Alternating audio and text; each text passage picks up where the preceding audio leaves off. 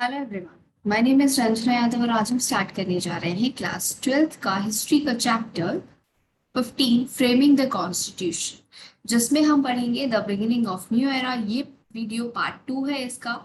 हमने अपने first video lecture में इसके हाफ जो सब टॉपिक्स थे उसको कवर अप कर लिया था। अपने इस वीडियो लेक्चर में हम पढ़ेंगे रेस्ट टॉपिक्स जो आपके चैप्टर में दिए हुए हैं। We will need much more than this resolutions. We were suppressed for thousands of years. The powers of the states, the center is likely to break. What we want today is a strong government, the language of the nation, a plea for Hindi, and the fear of domination. तो ये आपके कुछ सब topics रह गए थे, तो आज हम अपने इस सेकेंड पार्ट में इसको कवर अप करेंगे। स्टार्ट करते हैं। सबसे पहले जो टॉपिक है, we will need much more than this resolution. Means हमें जो उद्देशिका प्रस्ताव नेहरू जी ने पास करके दिया था, हमें उससे ज्यादा की जरूरत है। जो उसमें बातें कही गई हैं वो ठीक है, लेकिन अब हमें उससे ज्यादा की जरूरत है। क्यों? Nehru objectives resolutions was welcomed by N G Ranga. ये कौन है? आपके एनजी रंगा है, जिन्होंने नेहरू जो है आपके, उन्होंने जो ऑब्जेक्टिव रेजोल्यूशन दिया था उसका पूरे तरीके से स्वागत किया, वेलकम किया। बट उनका कहना था the real minorities for Ranga's were the poor and the down trodden. रंगा का कहना था कि आपकी जो रियल माइनॉरिटीज है वो लोग होती हैं, रियल में एक्चुअली जो माइनॉरिटीज हैं वो हैं जो पुअर हैं, और जिनके जो अधिकार हैं उनको क्या कर दिए गए हैं? दबा दिए गए हैं। ठीक है। He welcome the legal rights of the constitution was granted to each individual. Actually इन्होंने जो भी लीगल राइट्स दिए गए थे कॉन्स्टिट्यूशन में, उसको क्या पूरी तरीके से वेलकम किया कि वो क्या है, हर एक ईच इंडिविजुअल को राइट्स दिए हुए हैं, इक्वली लीगल राइट्स। ठीक है। But in his opinion it was meaningless for the poor people until it is implement. अब उनका ये कहना था कि अगर ये जो आपने लीगल राइट्स प्रोवाइड कराए हैं, आपके जो रेजोल्यूशन है ऑब्जेक्टिव, उसमें आपने जितने भी राइट्स दिए हुए हैं each member of India, right, India के पूरे सिटीजन्स को आपने जो भी राइट्स दिए हैं, वो तभी तक आपके इम्पोर्टेंट रहेंगे, मीनिंगफुल रहेंगे, जब आपको वो इम्प्लीमेंट हो जाए। इफ ये जो राइट्स हैं, आपने पुअर पीपल्स को राइट्स दे दिया, SC STs को, जो आपकी ये डाउनवर्ड लोग हैं उन लोगों को दे दिया राइट्स, बट अगर ये इम्प्लीमेंट ही नहीं होते हैं उनके हक में, तो उस चीज का, उस आपकी इस राइट्स का कोई मतलब नहीं होगा, बिकॉज ये क्या होंगे? मीनिंगफुल की जगह मीनिंगलेस है, बिकॉज ये इम्प्लीमेंट ही नहीं हुए थे। ठीक है।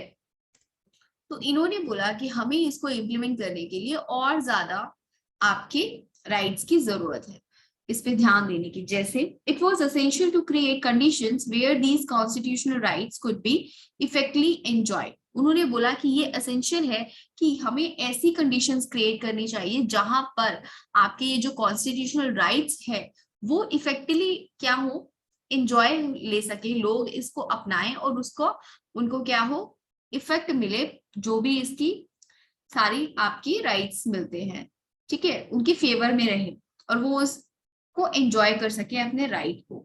ये नहीं कि आपने राइट दे दिए और इम्प्लीमेंट ही नहीं हुए।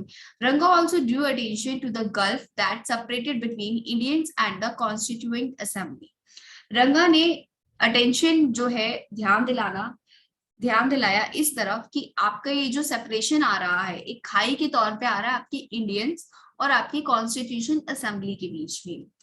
सपोज दैट कि आपके कॉन्स्टिट्यूशन असेंबली में कितने लोग हैं? 389, राइट, 389 मेंबर्स हैं कॉन्स्टिट्यूशन असेंबली में, लेकिन आपकी जो इंडियंस है सिटीजनशिप पॉपुलेशन है वो कितनी है आपकी?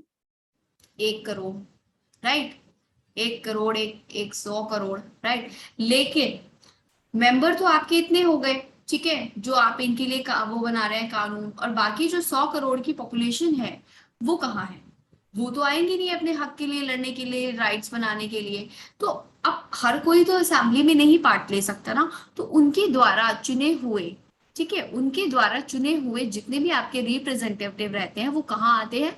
वो आपकी इस असेंबली में आते हैं, जिनके बीच में क्या एक सेपरेशन आ रहा है इन सारी चीजों को लेकर के, आपके राइट्स को लेकर के। रंगा ऑल्सो मेंशन दैट ट्राइबल्स, आदिवासियों ने भी had among its representative to the assembly Jaipal Singh. जो जयपाल सिंह है वो क्या है, आपके ट्राइबल्स के एक रिप्रेजेंटेटिव है जो आपकी असेंबली में शामिल हुए। Then he welcomed the objective resolution, said my groups treated as a disgracefully and neglected for the last 6,000 years. अब क्या था कि ये कह रहे थे कि हमारी ये जो ऑब्जेक्टिव है, हम इस चीज का स्वागत करते हैं, पूरा वेलकम करते हैं, लेकिन इससे हमारी जो जाति है, ठीक है, हमारा जो ग्रुप है, उसको क्या डिसग्रेसफुली ट्रीट किया, और हमने इस चीज, हमें नेग्लेक्ट किया जा रहा है अकॉर्डिंग टू 6000 साल पहले। ठीक है, तब से हमें क्या नेग्लेक्ट किया जा रहा है। My people are one of continuous exploitation, हमारे लोगों का लगातार एक्सप्लॉयटेशन किया जा रहा है। Yet I believe Pandit Jawaharlal Nehru word, मैं फिर भी पंडित जवाहरलाल नेहरू ने जो आपका ऑब्जेक्टिव रेजोल्यूशन दिया है उस वर्ड को, उस चीज से एग्री हूँ, सहमत हूँ उनकी बातों में। मैं बिलीव करता हूँ कि उन्होंने जो बोला है कि जो राइट्स हम पूरे ईच इंडियंस को प्रोवाइड कराएंगे, मैं उस पे सहमत हूँ, बट वो चीज इक्वली दिखनी भी चाहिए, इम्प्लीमेंट भी होनी चाहिए। A new chapter would be started of independent India where there is equality of opportunity, और यहाँ से एक इंडिया का नया चैप्टर स्टार्ट होता है कि कहाँ पे हमें सभी को इक्वल अपॉर्चुनिटी देनी चाहिए, जहां से।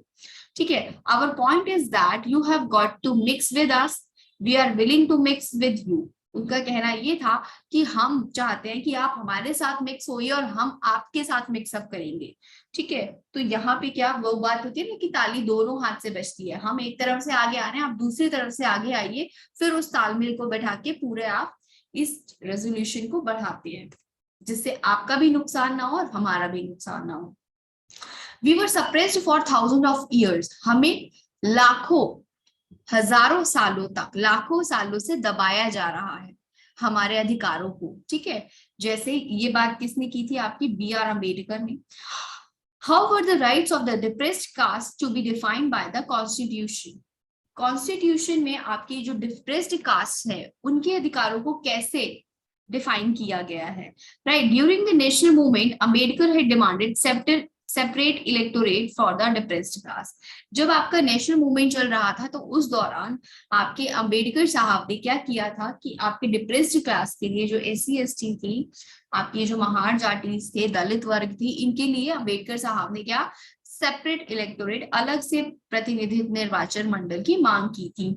तो but Mahatma Gandhi had opposed it and said that this would permanently separate them from the rest of the society. But Mahatma Gandhi ने इसका अपोज किया कि अगर हम तुम्हारी बात मानकर तुम्हें भी अलग से पृथक दे देंगे, सेपरेट इलेक्टोरेट दे देंगे, तो इस तरह से तुम लोग क्या हो, एक पूरी की पूरी सोसाइटी से कट जाओगे।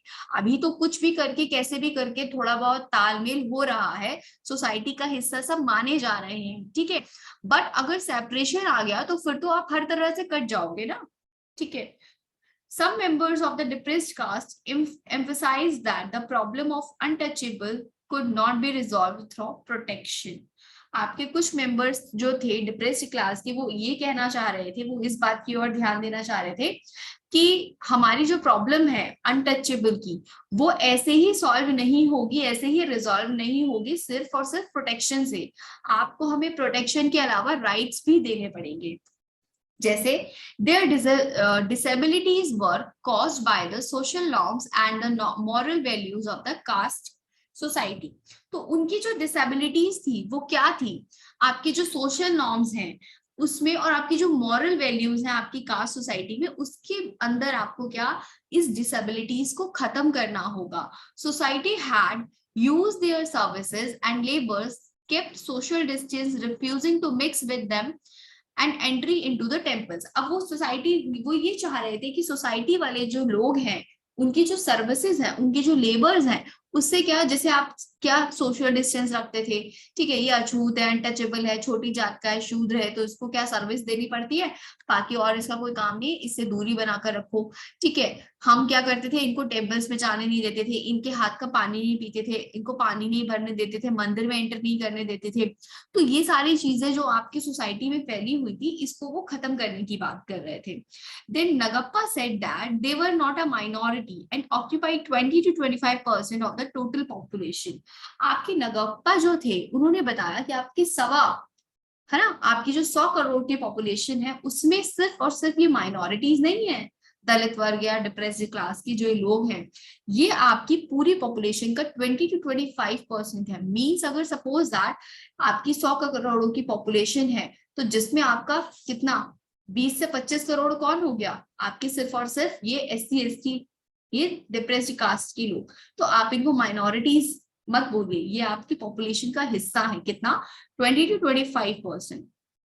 So main reason that they had no access to education, no share in the administration।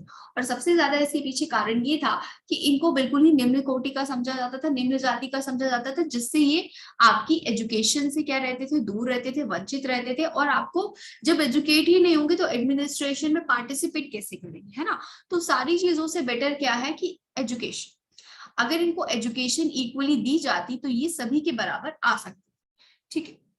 So after the partition, violence, Ambedkar to no longer argued for the separate electorate। आपका जो partition हो गया था, इसके बाद partition के बाद जो दंगे फसाद हुए थे उसको देखते हुए अंबेडकर जो है, जो आर्ग्यू कर रहे थे कि उनको सेपरेट इलेक्टोरेट चाहिए, सेपरेट इलेक्टोरेट चाहिए, जब उन्होंने देखा कि आफ्टर पार्टीशन इतने ज्यादा इस चीज को लेकर के दंगे फसाद हो गए थे, तो उन्होंने फिर ये आर्ग्यूमेंट छोड़ दिया।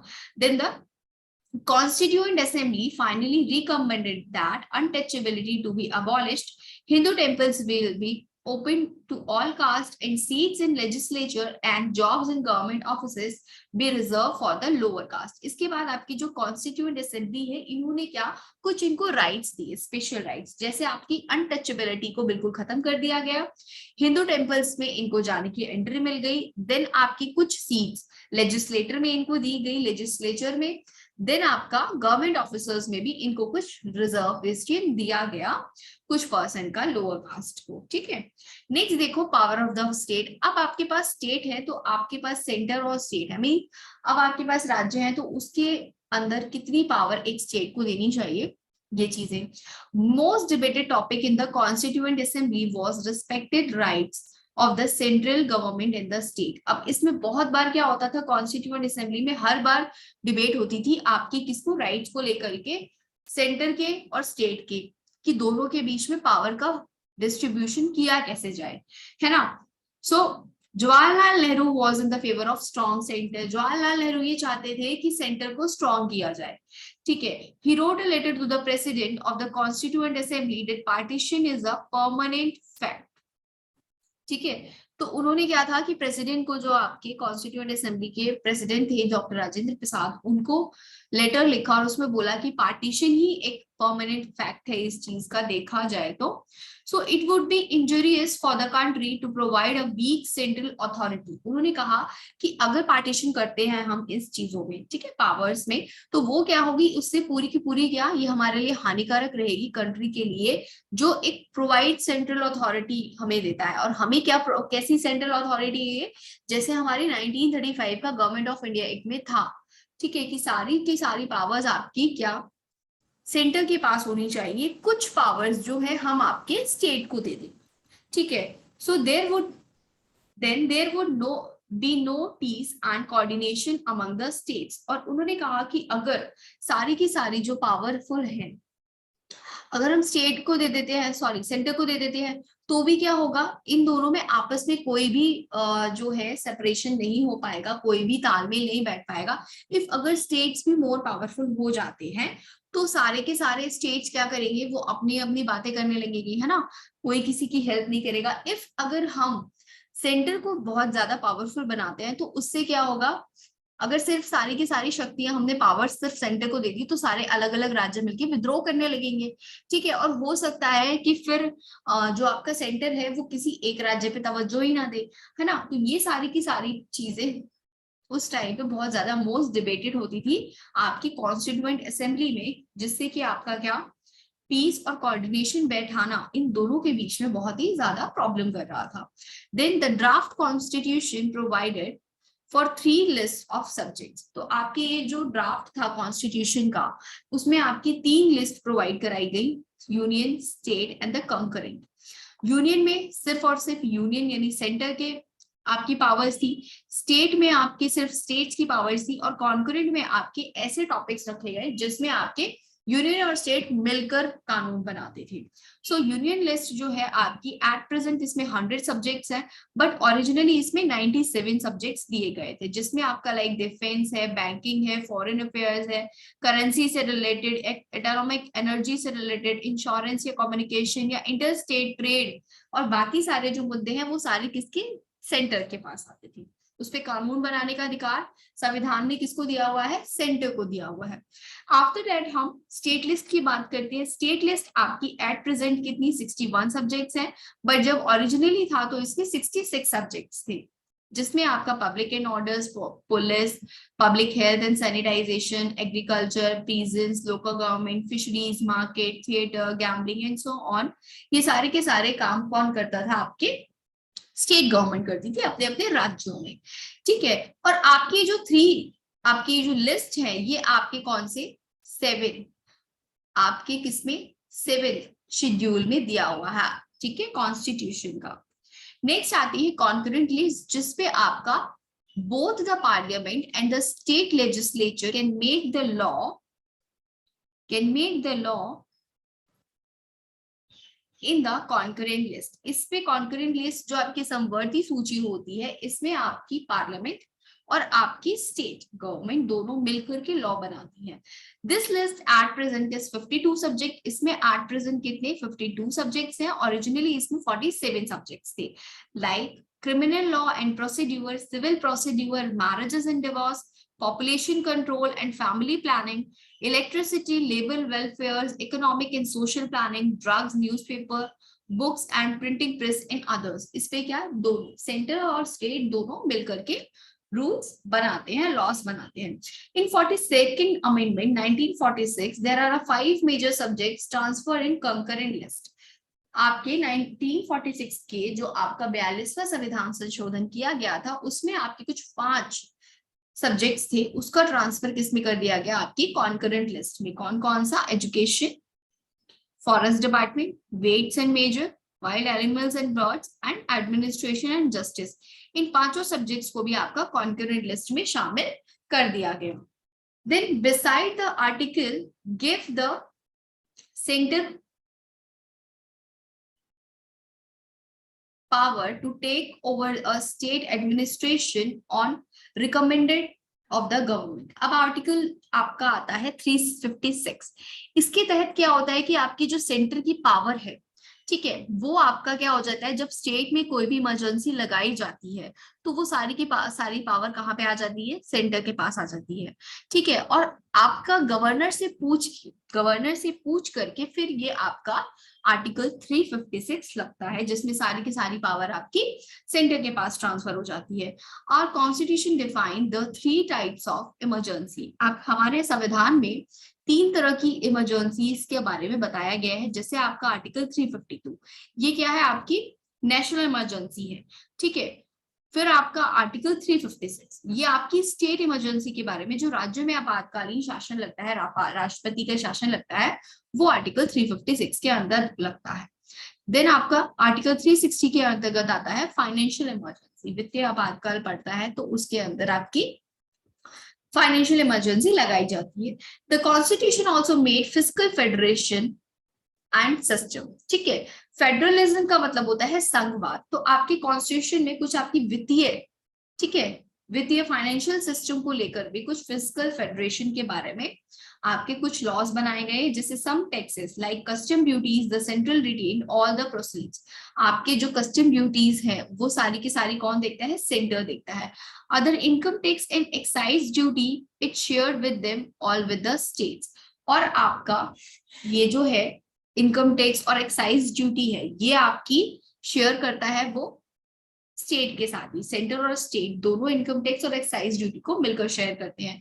And other state duty is assign them wholly to the states. और आपकी जितनी भी स्टेट ड्यूटीज के टैक्सेस होते हैं वो आपका कौन देखता है, सिर्फ और सिर्फ स्टेट्स देखता है। नेक्स्ट आता है the centre is likely to break if, अगर हम सारी की सारी पावर का सेपरेशन नहीं करेंगे, इक्वली नहीं करेंगे, तो आपका जो सेंटर है वो क्या हो जाएगा, ब्रेक हो जाएगा। जैसे के सनातन जो थे, ये सनातनम जो थे ये आपके मद्रास के थे, represented the most important rights of the state. इन्होंने क्या रिप्रेजेंटेटेड किया कि आपके स्टेट के पास भी कुछ इंपॉर्टेंट राइट्स होने चाहिए।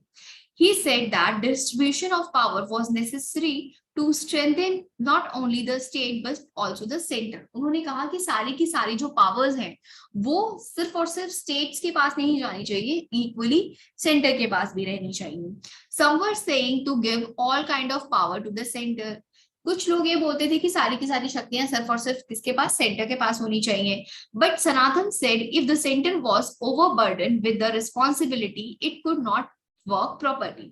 बट आपके जो सनातन थे वो ये बोलते थे कि अगर सेंटर के पास ही सारी की सारी पावर्स चली जाएंगी तो उसके जो वर्क का बर्डन है वो क्या हो जाएगा, ओवर बर्डन हो जाएगा।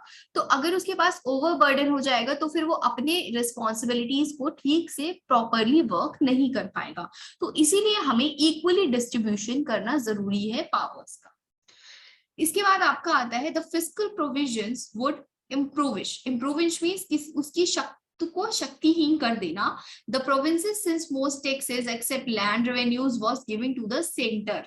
ठीक है, तो वो ये बोल रहे थे कि हमें इस चीज को क्या करना चाहिए, पूरी की पूरी शक्ति सिर्फ और सिर्फ आपके सेंटर को नहीं देना चाहिए। ठीक है, जैसे कि आपके काफी सारे टैक्सेस हैं, लैंड रेवेन्यूज है, ये सारे के सारे आपको कहाँ देना चाहिए, आपके सेंटर्स को भी देना चाहिए। और अगर हम सारी प्रोविजन ये सारे सेंटर्स को दे देंगे तो टैक्सेस वगैरह अगर स्टेट को नहीं मिलेगा तो फिर वो आपका ये सारा का सारा डेवलपमेंट कैसे करेगी अपने स्टेट का, है ना।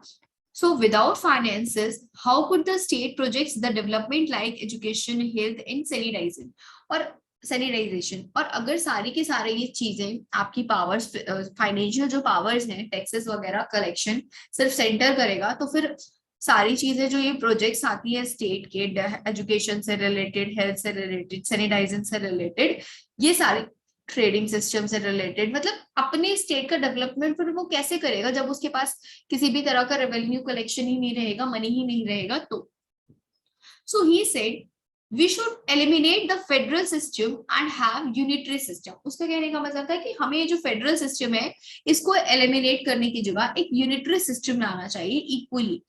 In a few years, he said, all provinces would rise in revolt against the center। नहीं तो आपके आने वाले कुछ सालों में अगर आप सारी की सारी पावर सिर्फ सेंटर्स को दे देंगे तो आपकी जो स्टेट है वो आपकी सेंटर के खिलाफ रिवॉल्ट कर देगी।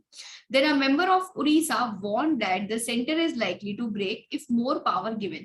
और आपके कुछ मेंबर्स थे उड़ीसा के जिन्होंने बोला कि अगर सारी की सारी पावर्स आप सेंटर को दे देंगे तो एक दिन आपकी ये जो सेंटर है वो ब्रेक हो जाएगी ओवरबर्डन की वजह से एंड स्पेशली रिवॉल्ट्स की वजह से। So what we want today is a strong government. तो हमें आज क्या करना चाहिए, हमें ऐसा क्या करना चाहिए जिससे हमारी आज की गवर्नमेंट स्ट्रॉन्ग हो सके, right.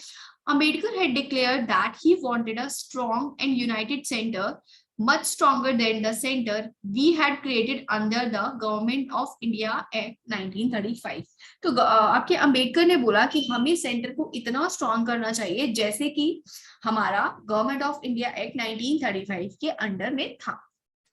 So reacting to the demands for giving powers to provinces, Gopal Swami Iyengar declared that the center should be made as the strong as possible। फिर आपकी जो डिमांड है पावर्स की, तो जिसमें आपके जो प्रोविंसेस के आपके रिप्रेजेंटेटिव थे गोपाला स्वामी अयंगर, उन्होंने डिक्लेयर किया कि हमें सेंटर को इस अकॉर्डिंग मतलब स्ट्रॉन्ग बनाना चाहिए जितना ज्यादा हो सके। ठीक है, so one member from the UP, UP means आपका यूनाइटेड प्रोविंसेस था after independent, sorry before independent, after independent ये आपका उत्तर प्रदेश बन जाता है, बट उससे पहले आपका जो यूपी है वो आपका यूनाइटेड प्रोविंसेस था। तो आपका जो यूनाइटेड प्रोविंसेस के मेंबर थे बालाकृष्ण शर्मा, उन्होंने बोला reason at the length only a strong centre could plan for the well being of the country, mobilize the available economic resources, establish a proper administration and defend the country against foreign aggressions। ठीक है, तो आपके जो बालाकृष्ण शर्मा थे उन्होंने बोला कि हमें सेंटर को इस तरीके से स्ट्रॉन्गेस्ट बनाने का प्लान करना चाहिए जिससे कि हमारी जो कंट्री है उसमें सारे के सारे सोर्सेस कैसे हो, अच्छे हो, इकोनॉमिकली, सोशली, और इवन आपका जो एडमिनिस्ट्रेशन है वो ऐसा बनाना चाहिए ताकि हमारी जो कंट्री की डिफेंस सिस्टम है, मिलिट्री सिस्टम है, वो ऐसा पूरा पावरफुल होना चाहिए कि अगर बाद में भी कोई अनदर कंट्री हम पे अटैक करती है तो हम उसका क्या पूरे के पूरे एग्रेशन के साथ उसको डिफेंड कर सके। ठीक है। So before partition the Congress had agreed to the grant autonomy of the provinces. लेकिन पार्टीशन से पहले जो कांग्रेस थी वो इस बात को लेकर के एग्री थी कि हमें इस ऑटोनॉमी को, इस प्रोविंसेस की ऑटोनॉमी को ग्रांट देना चाहिए। बट बाद में क्या हुआ कि आपके कुछ after partitions most nationalists changed their thinking because they felt that their earlier political pressure were no longer there. But आपका फिर बाद में कुछ जो नेशनलिस्ट थे उनकी कुछ थिंकिंग में चेंज हो गया, क्योंकि वो ये देख रहे थे कि वो काफी टाइम से अपना पॉलिटिकल प्रेशर दबाव में आकर के वो बहुत ज्यादा कुछ नहीं कर पा रहे थे, तो उनकी जो थिंकिंग थी वो चेंज हो गई। Then the language of the nation के बारे में आते हैं। अब क्या है, सारी चीजें बन गई है, बट जो आपका ये एक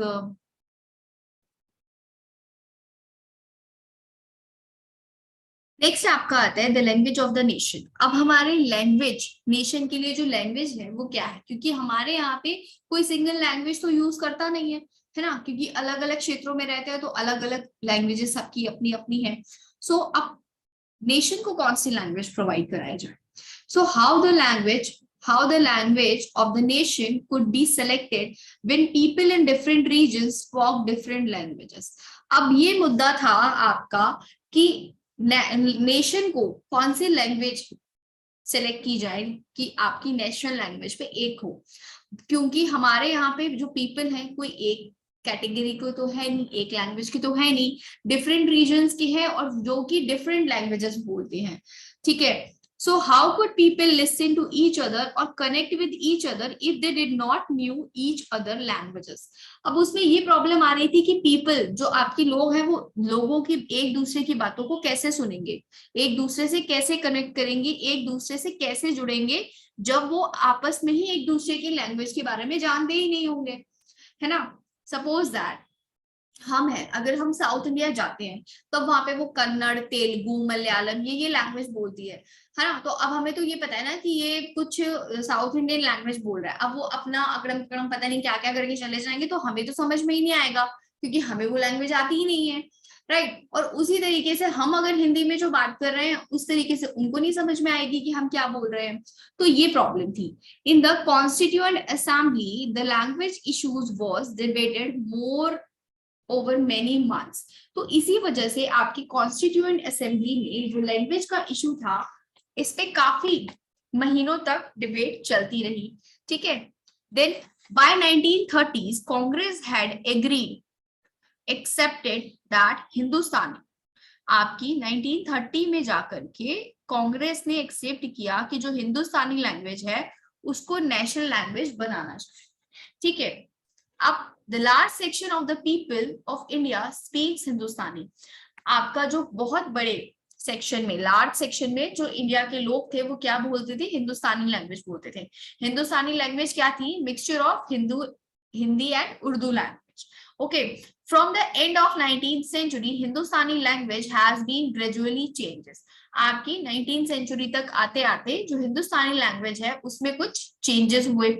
ठीक है। A communal conflict dependent Hindi and Urdu also started growing apart. अब आपकी समुदाय, कुछ जो कम्युनिटीज थी ना, उनकी लैंग्वेजेस की वजह से लेकर के, उनके आपस के कॉन्फ्लिक्ट को लेकर के हिंदी और उर्दू का जो डेवलपमेंट, जो विकास हो रहा था और ये जो फैल रही थी इतनी दूर दूर तक, वो क्या हुआ, आपस में रुक गया और वहीं पे इन दोनों में दूरी आने लगी।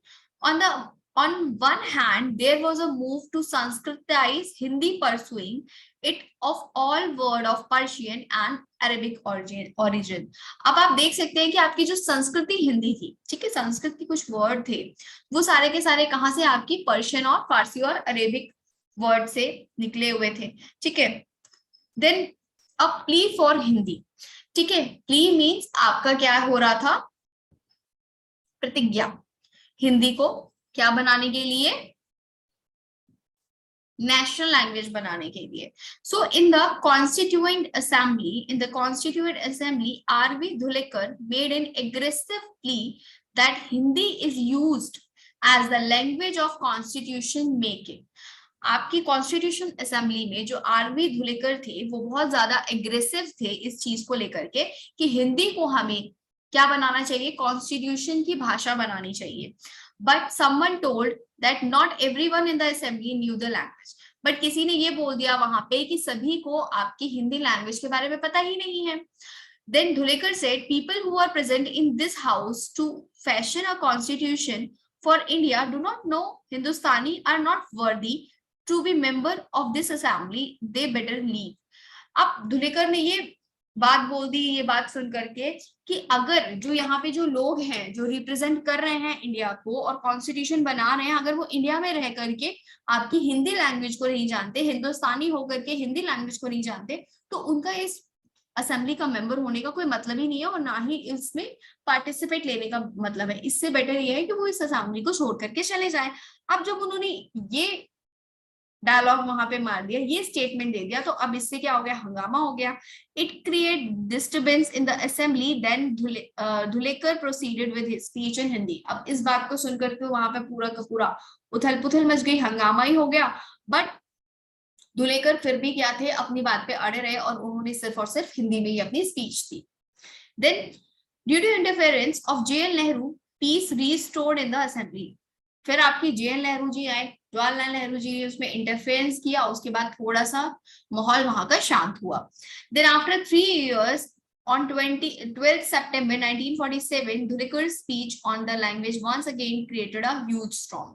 आपके कुछ 3 साल बाद 12 सितंबर 1947 को धुलेकर ने फिर से स्पीच दी, ठीक है, इस चीज को लेकर के कि आपकी नेशनल लैंग्वेज जो है हिंदी होनी चाहिए. जब उन्होंने फिर से ऐसी स्पीच दी हिंदी में तो फिर से वहां पे एक बहुत बड़ा हंगामा खड़ा हो गया, तूफान ही आ गया फिर तो पूरा. Then language committee of the constituent assembly had produced its report and advised that Hindi in the Devanagari script would be the official language. आपकी फिर वहां पे लैंग्वेज कमेटी जो बनाई गई थी उसने फिर क्या बोला, कॉन्स्टिट्यूशन असेंबली में अपनी रिपोर्ट पेश की और उसमें ये बोला गया कि हिंदी की जो देवनागरी स्क्रिप्ट है, जो देवनागरी लिपि है, उसको हम क्या मानेंगे, असेंबली की ऑफिशियल लैंग्वेज मानेंगे. नेशनल लैंग्वेज अभी भी नहीं माना, क्या माना, ऑफिशियल लैंग्वेज, ठीक है. So according to them transition to Hindi would be gradually. फिर उनका ये मानना था कि इस तरीके से धीरे धीरे हिंदी जो है वो फैलती चली जाएगी. Then for the first 15 years English would continue to be used for all official purposes. उन्होंने कहा कि पहले 15 साल जो है आपकी इंग्लिश ही रहेगी सारे के सारे आपके ऑफिशियल वर्क्स करने में, बट उसके बाद हिंदी को हम ऑफिशियल लैंग्वेज ऐसा मानेंगे. But each provinces was to be allowed to choose one of the regional languages for official work within the provinces. But आपके कुछ ईस्ट प्रोविंसेस ये भी चाह रहे थे कि उनको जो है अपनी ट्राइबल लैंग्वेज में, अपनी रीजनल लैंग्वेज में काम करने का, ऑफिशियल वर्क करने का भी अधिकार दिया जाए. So local language committee referred Hindi, local language आपकी जो लैंग्वेज कमेटी थी उन्होंने रेफर्ड किया to Hindi as a official rather than the national language to bring peace in the assembly.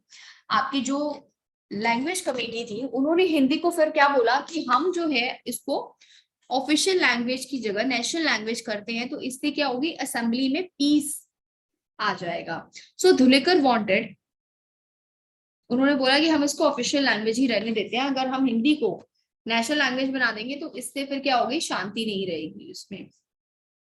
But Dhulekar wanted Hindi to be declared not an official language but an national language. लेकिन धुलेकर ये चाहते थे कि हिंदी को official language की जगह क्या हो, नेशनल लैंग्वेज का दर्जा दिया जाए. अब देख सकते हैं कि इस रेड एरिया में पूरा का पूरा क्या हिंदी लैंग्वेज बोला जा रहा है.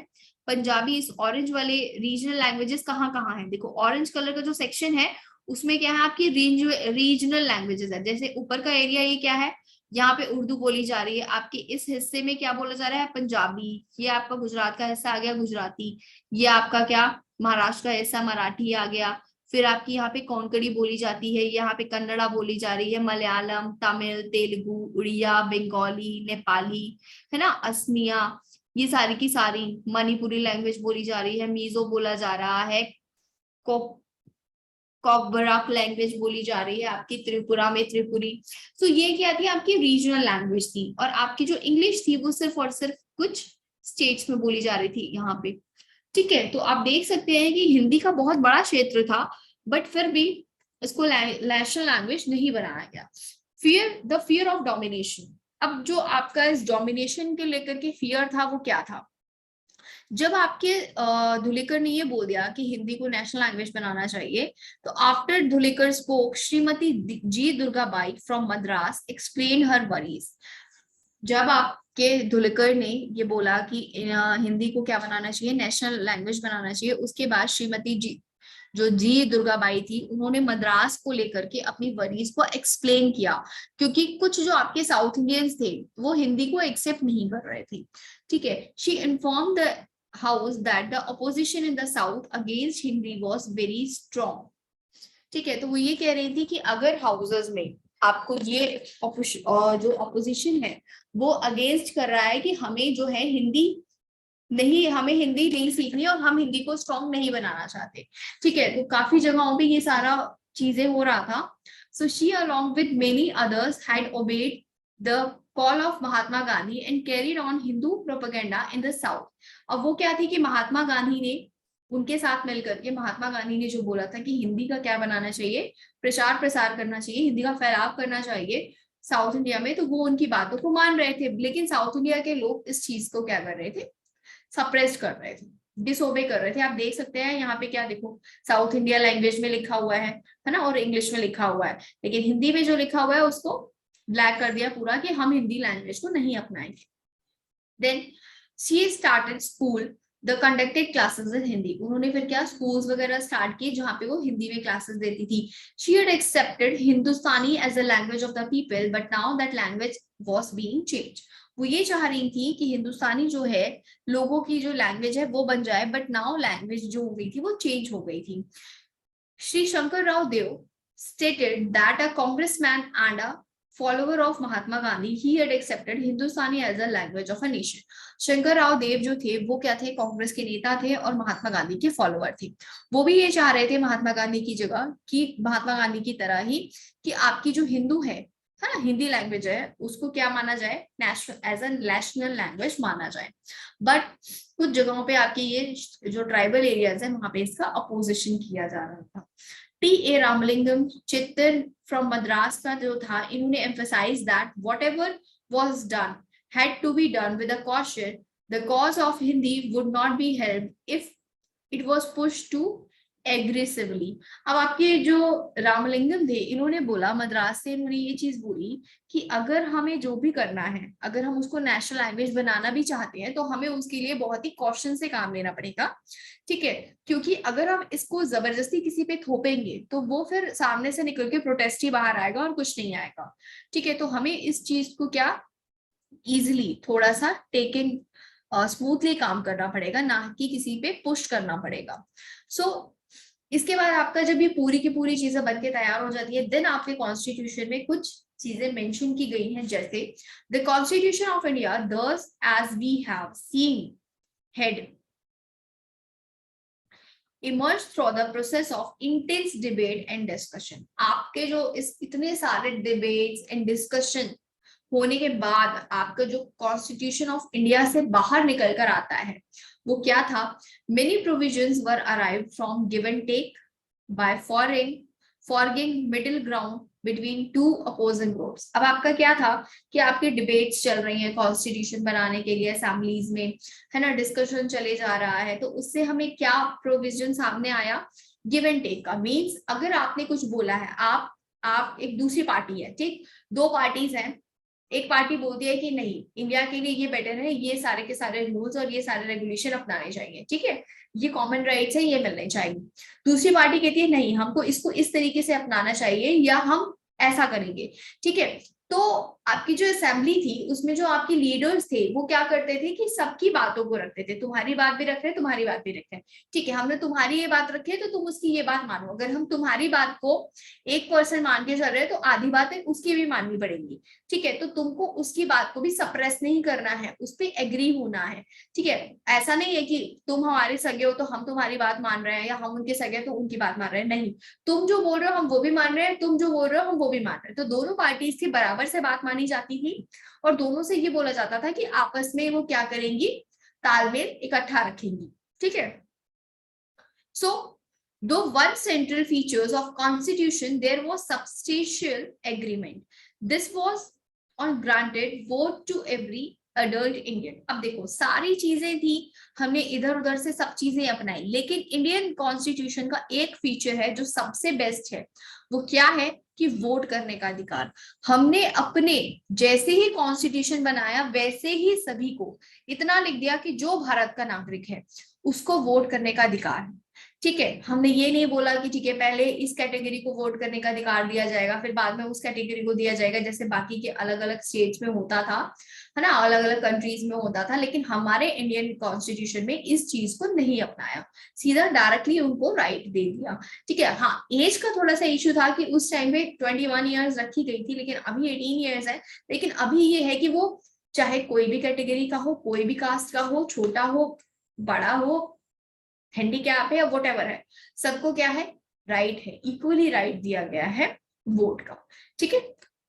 नेक्स्ट देखो, this was an unprecedented act because in other democracies the granted of vote has been slow and gradual in the stages. अब आपकी जो बाकी की डेमोक्रेसीज हैं उसमें जो वोट करने का अधिकार है ना, वो क्या है, बहुत ही स्लोली और धीरे धीरे दिया गया था, ठीक है। फॉर एग्जांपल हम एग्जांपल ले लेते हैं, आपका क्या है, यूनाइटेड किंगडम का first only man of the property were granted right to vote. इसमें क्या दिया गया था, सबसे पहले उनको अधिकार दिए गए थे जिनके पास प्रॉपर्टी है, वो भी कितनी, जितनी आपके कॉन्स्टिट्यूशन में वहां की डेमोक्रेसी में मेंशन की गई है, तब आप वोट दे सकते हैं।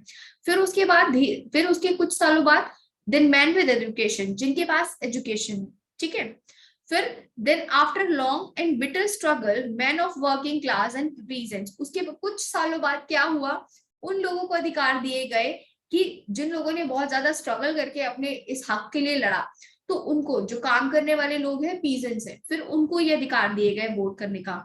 देन उसके बाद फिर वुमेन्स सामने आई कि हमें भी voter for womens, vote for womens, womens को भी अधिकार मिलना चाहिए, ठीक है। Then after very long struggles to women, उसके काफी स्ट्रगल करने के बाद फिर वहां पे वुमेन्स को वोट करने का अधिकार दिया गया। बट अपने इंडिया में जैसे ही कॉन्स्टिट्यूशन आया वैसे ही इस चीज को अप्लाई कर दिया गया कि आपको क्या होना चाहिए, सिर्फ भारत के नागरिक होना चाहिए और आपकी एज 18 ईयर्स होनी चाहिए, सॉरी 21 होनी चाहिए पहले, बाद में अब 18 है तो आप क्या कर सकते हैं, वोट दे सकते हैं। कोई एजुकेशन नहीं, कोई आपका प्रॉपर्टी नहीं, कुछ भी नहीं, सिर्फ क्या, एक सिर्फ एक एबिलिटी होनी चाहिए आपके अंदर, एक रिक्वायरमेंट है, वो क्या, आप इंडिया के सिटीजन होने चाहिए, प्लस दूसरी क्या है कि आपकी एज होनी चाहिए वोटिंग की, बस दैट्स इट, उसके अलावा कुछ भी नहीं। On the other hand Indian constitution granted right to vote to every adult citizen from day one, ठीक है। जैसे ही आपका ग्रांट होता है इंडियन कॉन्स्टिट्यूशन, उसने राइट टू सिटीजन को ये दे दिया है कि आपको पहले दिन से ये अधिकार है कि आप वोट कर सकते हैं, ठीक है। हमारे यहाँ तो वुमेन्स को भी दे दिया था, वुमेन्स को तो ब्रिटिश, इनके यूनाइटेड किंगडम वालों ने कितने सालों बाद एंड में दिया है, इतना वो भी प्रोटेस्ट करने के बाद। सेकेंड इंपॉर्टेंट फीचर क्या आता है हमारे कॉन्स्टिट्यूशन का, so second important feature of the constitution was its emphasize on secularism. Secularism का क्या मतलब है, सेक्युलरिज्म का मतलब होता है कि राज्य का कोई धर्म नहीं है। आप हमारे पास्ट में जाकर देख सकते हैं कि एंशिएंट टाइम से इस धर्म को लेकर के बहुत ज्यादा लड़ाई दंगे हो रहे थे, ठीक है। आपका इस मूवमेंट में, नेशनल मूवमेंट्स में भी यही सब चीजें हो रही थी, धार्मिक भेदभाव बहुत ज्यादा था, इसी वजह से लड़ाइयां होती थी। तो आपका सेकंड फीचर क्या आता है कि इंडिया क्या है, आपका सेक्युलरिज्म है, राज्य का कोई धर्म नहीं है, सभी धर्मों को क्या है, बराबर का दर्जा मिला है। मेरे लिए ऐसा नहीं है कि हिंदू कम्युनिटी बेस्ट है, मुस्लिम कम्युनिटी बेस्ट है, सिख कम्युनिटी बेस्ट है, कुछ भी नहीं। इंडिया का सिटीजन है, बस वो बेस्ट है, ठीक है। So it was insured through the following provinces, इस चीज के लिए कुछ आपके प्रोविजंस दिए गए थे, जैसे आपकी फंडामेंटल राइट्स। फंडामेंटल राइट्स आपके पार्ट 3 में दिए गए हैं, आर्टिकल कितने से लेकर के कितने तक, 12 टू लेकर के 35 तक, ठीक है, जिसमें आपको क्या अधिकार दिए हुए हैं, right to freedom of religion, article 25 से लेकर के 48, 25 से लेकर के कहां तक है आपका, 28 तक,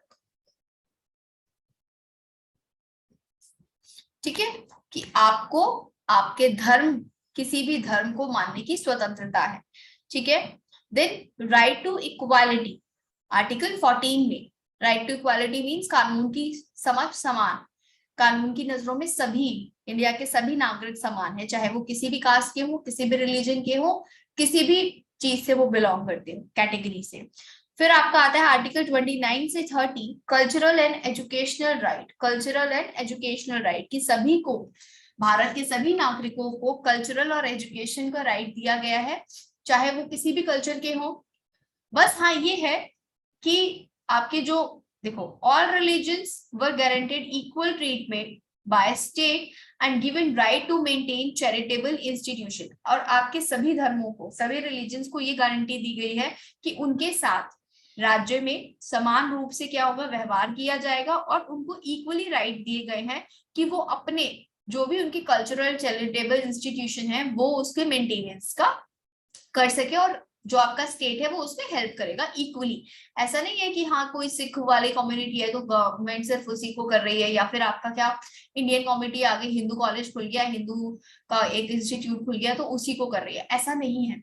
आपके इंडियन गवर्नमेंट में क्या बोला गया है कि हमारे लिए सभी सेम है, तो आप कोई भी चैरिटेबल हो, XYZ कोई भी चैरिटेबल आपका इंस्टीट्यूशन खोलना है तो आपकी जो स्टेट गवर्नमेंट है उसमें आपको सपोर्ट करे। Then state also sought to distance itself from the religious communities, लेकिन आपका जो स्टेट है वो आपकी रिलीजियस कम्युनिटी से डिस्टेंस बना के रखेगा। Ban religious instruction in state run schools and colleges, आपके स्कूल्स और कॉलेजेस में कोई भी रिलीजियस मतलब किसी भी धार्मिक ग्रंथ से रिलेटेड या धर्म से रिलेटेड कोई भी पाठ वाठ नहीं पढ़ाए जाएंगे। Declared religious discrimination in employment to be illegal, और आपका जो है कोई भी गवर्नमेंट सेक्टर हो, प्राइवेट सेक्टर हो, कोई भी जॉब हो, है ना, कोई भी ऑक्यूपेशन हो, वहां पे आप इस रिलीजियस डिस्क्रिमिनेशन मींस आप किसी भी धर्म से भेदभाव रिलेटेड ऐसा नहीं करेंगे कि आप उसको एम्प्लॉयमेंट ना दे, है ना। ये क्या है, पूरी तरह से इलीगल है कि चलो ठीक है किसी हिंदू ने दुकान खोली है तो वो सिर्फ हिंदुओं को भर रहा है और बाकी की जो कास्ट है उनको ले ही नहीं रहा है, तो ये चीजें नहीं करनी। सो however a certain legal space was created for social reforms within communities, और फिर क्या हुआ, धीरे धीरे हमारे बीच में क्या आया, इस सोशल रिफॉर्म्स आई एक लीगल स्पेस लेकर के कम्युनिटीज के अंदर, जैसे using this space untouchability was ban, जैसे आपके क्या लीगल कर दिया गया, इस चीज को राइट दे दिया गया कि अनटचेबिलिटी पूरी तरीके से क्या बैन हो जाएगी, ठीक है। In the Indian variant of political secularism, there has been no separation of state from religion, but a kind of judicious distance between the two. अब इसमें क्या था कि राज्य का क्या है, पॉलिटिकल सेक्युलरिज्म जो है कि राज्य का पॉलिटिकल राजनीतिक तौर से वो क्या सेक्युलरिस्ट है, लेकिन कोई उसका अपना धर्म नहीं है, तो there has been no separation कि आपका क्या राज्य को पॉलिटिकल और रिलीजन इन दोनों के बीच में क्या है डिफरेंस लेके चलना है, क्योंकि हम क्या धर्म के आधार पर कोई भी न्याय नहीं करेंगे किसी के साथ, ठीक है। The Constituent Assembly debates helped us to understand many things. आपकी इस Constituent Assembly ने हमें बहुत सारी चीजें, इस डिबेट्स ने हमें बहुत सारी चीजें समझाने का मौका दिया, समझने का मौका दिया, जैसे prominent one things once been, क्या था देखो,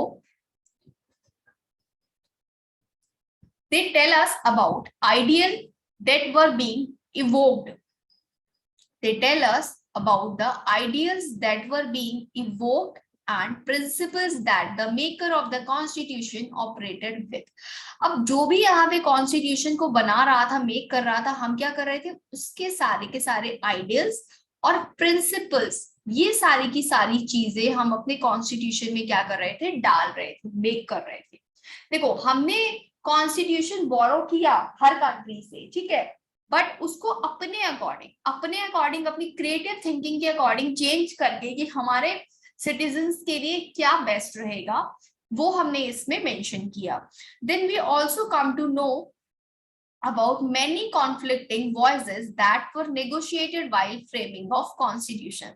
और हमने वो सब चीजें भी जानी कि जिससे कि आपके कॉन्फ्लिक्ट्स हो रहे थे, है ना, सारी के सारे इस कॉन्स्टिट्यूशन को बनाने में, तो उस चीज को भी हमने क्या किया, नेगोशिएट किया, ठीक है, उसके साथ भी हमने नेगोशिएट किया। अगर कोई गलत बोल रहा है तो हम उसको भी क्या समझ रहे हैं, उसको फिर समझा रहे हैं कि ऐसे नहीं, ये चीजें अपनानी चाहिए, तब जाके हमें वो चीज मिलेंगी। अब देख सकते हैं इस तरीके से इक्वालिटी एंड इक्विटी, ठीक है, इक्वालिटी और इक्विटी में आपका डिफरेंस दिखाया जा रहा है, तो इस चीज को भी हमने समझा है। नेक्स्ट आता है, but while reading these debates we have to be aware about the few facts। जब भी हम इस डिबेट्स को देखते हैं, पढ़ते हैं, तो उससे हमें क्या, उसके कुछ फ्यू फैक्ट्स जो है उससे अवेयर होना चाहिए, जैसे that the idea invoked were often reworked according to context। अब हमें क्या, हमें आइडियाज मिला, हमने अलग अलग कंट्रीज के आपका ये पढ़ा कॉन्स्टिट्यूशन, वहां से हमें आइडियाज मिले, ठीक है, फिर हमने उसको क्या किया, उस पर रीवर्क किया अपने कंटेक्स्ट के अकॉर्डिंग, ठीक है। So many times member of assembly change their ideas at the debate unfold over 3 years। आपकी इस 3 सालों में जितनी भी डिबेट्स हुई हैं इस कॉन्स्टिट्यूशन को मेक करने में, तो उसमें क्या होता था कि पहले कुछ जो है आपके पॉलिटिकल लीडर्स वो कुछ बात बोल रहे हैं कि नहीं नहीं ये रूल फॉलो करो, फिर जब दूसरा बंदा कुछ अपना परसेप्शन देने लगता था कि नहीं ऐसा करने से ऐसा होता है, ये होता है, वो होता है, तो फिर क्या होता था, उनका फिर आइडिया अपने आप ही चेंज हो जाते थे, उनके थॉट्स अपने आप बदल जाते थे। सो some while hearing other rethoughts their positions। फिर वो क्या थे कि अपनी पोजीशंस के हिसाब से अपने जो आइडियाज थे उसको सुन करके अपने थॉट्स को दोबारा से सोचते थे। So open their mind to contrary views in reaction to events around, and all this resulted in one thing, the Indian Constitution। अब क्या था कि अगर हम डिबेट्स में शामिल हैं तो हमें सिर्फ अपनी अपनी नहीं चलानी चाहिए, ठीक, अगर हम अपना कुछ व्यू दे रहे हैं, कोई परसेप्शन दे रहे हैं, ठीक है, तो सामने वाला भी अगर कुछ बोल रहा है तो उसके भी चीजों को हमें क्या ओपन माइंड से सुनना चाहिए कि वो क्या बोल रहा है। अपने आप को ही नहीं कि यानी मैं ही बोल रहा हूँ जो सही बोल रहा हूँ, ये रूल लाना चाहिए तो लाना चाहिए, नहीं तो ऐसा हो जाएगा वैसा हो जाएगा, ऐसा कुछ नहीं है। सामने वाले की भी देखो, सबसे जो मेन इसमें क्या होता है, बेस्ट पर्सन वही होता है जो सामने वाले की बात सुनता है। आपका अपना परसेप्शन अलग है, लेकिन आप ये भी तो देखो कि दूसरा बंदा क्या सोच रहा है उस चीज को लेकर के। सपोज दैट आपने मूवी देखी, ठीक है, आपने मूवी देखी, आपको मूवी देख करके कुछ और थिंकिंग आई, ठीक, दूसरे ने मूवी देखा, उसका परसेप्शन कुछ और होगा, तो आपको उससे बात करनी चाहिए। आपको ये नहीं बोलना चाहिए कि नहीं नहीं ये बहुत सही थी, ये वो है, ऐसा है, इसमें ये चीज दिखाया गया था, नहीं, आपको क्या, आपके अपने खुद के जो व्यूज हैं आप दे रहे हो अगर किसी चीज को लेकर के, तो दूसरे के व्यूज को भी आपको मोस्ट वेलकम करना चाहिए, उस चीज को अपनाना चाहिए, तब जाकर के आप किसी बेटर रिजल्ट पे निकलते हो।